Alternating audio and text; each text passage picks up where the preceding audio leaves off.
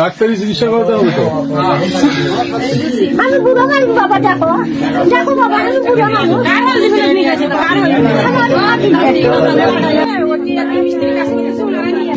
এই মুহূর্তে সুপ্রিয় দর্শক, আমরা যেখানে ধর্ষণ করা হয়েছিল ওই বৃদ্ধকে, সেই স্পটে আমরা এই মুহূর্তে আছি।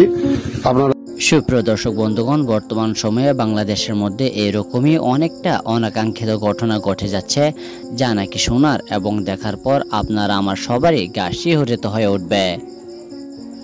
আমাদের আজকের এই ভিডিওটি ঠিক অনেকটা এরকমই, যেখানে ধর্ষিত হতে হয়েছে 70 বৎসরের এক বৃদ্ধাকে, তাও আবার 40 বৎসরের এক যুবকের কাছে।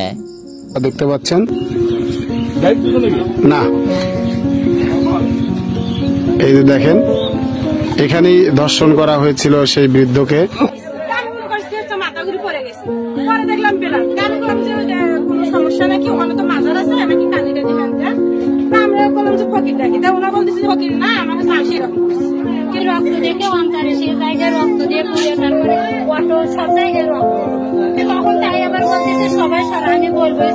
চিনছেন, আপনি চিনছেন?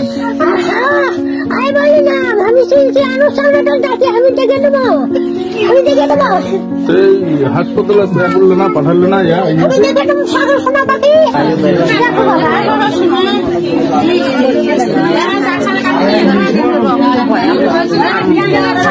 আরে অমুক তো ডাক্তারের কাছে নিয়ে যান দেখবি, তা না হলে তো সমস্যা।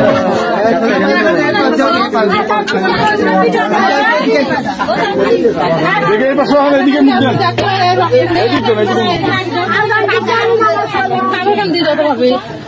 যে জায়গাটা ঘটনা ঘটাচ্ছে সে জায়গাটা দড়ি টড়ি বা ইয়াটা আছে, সে জায়গাটা দেখতে নাকি? হ্যাঁ, সেটা তো আলাদা।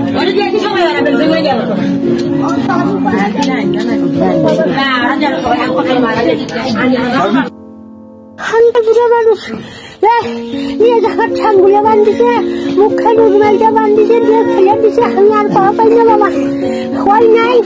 আমি শেষরে ভাই আমার একটা মা আসেন, তাকে আমি ডাকছি। আমার তো তা বললি না, আমি মনো মনো মনো ওটি একটা নাতি আসেন, তাই ধানক করে আমাকে নিয়ে গেছে, আমার ধানক করে নিয়েছে বাবা।